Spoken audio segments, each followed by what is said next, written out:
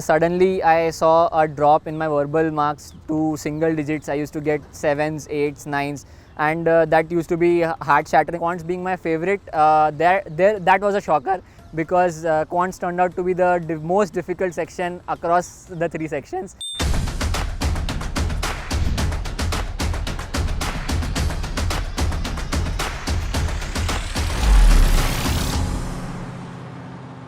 My name is Arnav Sharma and I am an engineer. I have completed my BTech in Electronics and Communication from Nirma University. This was my first CAT attempt in which I managed to score 99.70 percentile with an individual percentiles of 92.76 percentile in verbal, 99.84 percentile in DILR and 99.61 percentile in quants.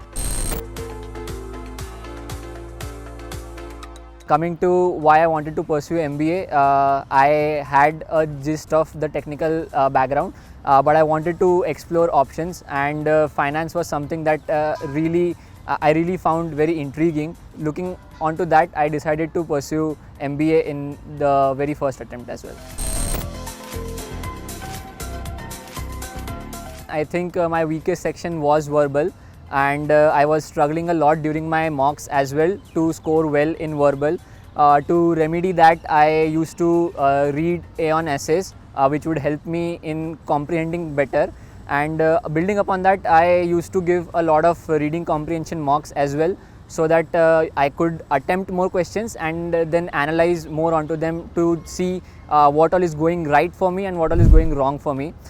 Coming to the different sections, DILR, I used to practice at least 3 sets daily, and if I used to run out of sets from my compendiums, I used to go to a YouTube channel called Aptitude Jab, wherein they used to post a question daily as well. So I used to solve those questions as well. Coming to quants, being from an engineering background, quants was never a very difficult task for me. It was something that I was very comfortable with. So I just used to solve sectional tests. I used to give 40-minute mock papers and see what all is going right for me and what all isn't. In the initial mock papers, I used to score somewhere around 25 to 30 marks in verbal, and for me that used to be a good score because I was able to pull it through in DILR and quants. But suddenly I saw a drop in my verbal marks to single digits. I used to get 7s, 8s, 9s, and that used to be heart shattering because I was scoring approximately 35-40 marks in the other two sections consistently, and just verbal used to pull my overall score down. So I used to make sure I used to allot extra hours to verbal section. I used to read a lot of essays. I used to practice more in reading comprehensions, and towards the end of the mock papers, I was able to get the score back to 25 to 30 marks again, and an overall score of 100 marks. Once I was in the exam hall, they make you sit for approximately an hour with nothing to do, and that is the most stressful 1 hour of your life because you are constantly thinking that you need to score well, and that is something one needs to make sure that does not happen. You need not panic on the final day, because once you panic, it all goes haywire from there. Coming to verbal, I believe in accuracy over more number of attempts, so I just attempted 2 comprehensions and the rest of the VA part, in which there were 8 questions. So I attempted a total of 16 questions in verbal, played it on accuracy. The non-negative questions, I used to attempt those because why not? Moving on from that, in DILR, I was able to cruise through the first two sets, and coming on to the third set, I just had 6-7 minutes remaining.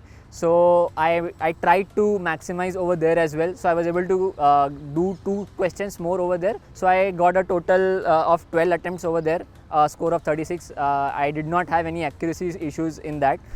Coming to quants being my favorite, that was a shocker because quants turned out to be the most difficult section across the 3 sections. They indulged into a lot of algebra instead of arithmetic, which is their go-to forte.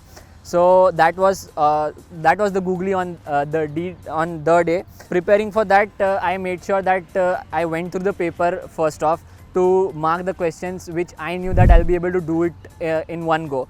So looking for those questions, I started off with the arithmetic questions. I spotted the arithmetic questions first. I went through those. There were some 9 to 10 questions in arithmetic. I made sure that I was able to get done all those 10 to 12 questions, and then I moved on to the algebra part, wherein I thought that I'll be able to get this done. But the arithmetic questions themselves were too lengthy this year, so I was able to get those 10 questions in arithmetic done and one from algebra. I think I would suggest that you should prepare alongside your WorkX or your degree, whatever you are pursuing. I am myself a fresher. I have done it while pursuing my engineering. I used to have my classes from 8:30 in the morning to 4:30 in the evening. I used to take a break of say 1 hour and then get on it from 5:30 onwards. 5:30 to 7:30 you can either have a bunch of sectional tests, and then post dinner you can have a full 2-hour mock paper. Otherwise you can go the other way around as well, by giving the paper early once you are back, and then analyze that paper later in the evening. So I think if one is determined enough to get a good score, if he is willing to put in the hard yards, then I think it's not a question of whether he can do it while pursuing his job, or should he take a drop or not. Post getting 99.7, I had calls from SPJIMR, I had calls from MDI, SLRI, and IFT Delhi and Kolkata. So coming into the WAT PI preparation stage, I used to read the newspapers daily, just to stay updated on the current affairs, because that is something that they can test any day of your life.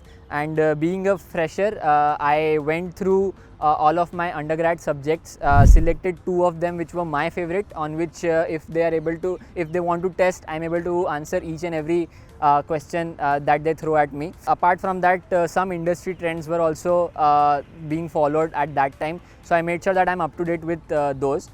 Coming to specific preparation for college, I think I did that for SPJIMR. Because I had applied for SPJIR PGDM Fin specialization. So obviously they were going to test me on the finance side aspects of things. So I went through the basic finance compendiums of SPJIMR that they had provided. I went through the basics of corporate actions, the corporate valuation part of finance. So yeah, that was one college for which I had to separately prepare for. But apart from that, the preparation was very streamlined. My one advice to everyone who wants to get a 99 point something XX would be to identify your strong section first of all. If you are able to score a 30 plus constantly in your mocks, then I think that should be one section in which even on your bad day you are able to score 99 percentile irrespective of the other sections. But apart from that, you need to make sure that the other 2 sections are not taking a toll because of that. You need to have a proper mix. You need to plan out your strategy. What is your go-to strategy? What are the questions that you are looking for? So I think that will help a person on the final day.